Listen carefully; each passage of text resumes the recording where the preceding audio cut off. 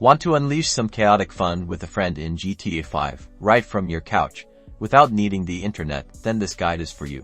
First, make sure both controllers are connected and turned on. Head into the main GTA 5 story mode. This offline-to-player option requires using story mode, not GTA Online.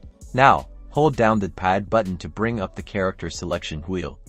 From here, you can freely switch between Michael, Franklin, or Trevor. Have player 1 select their character and begin playing.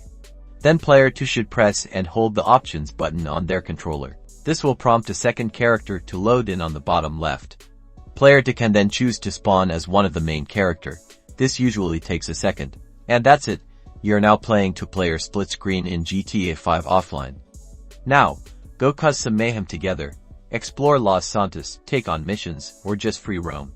Enjoy, and don't forget to like and subscribe for more GTA 5 tips and tricks.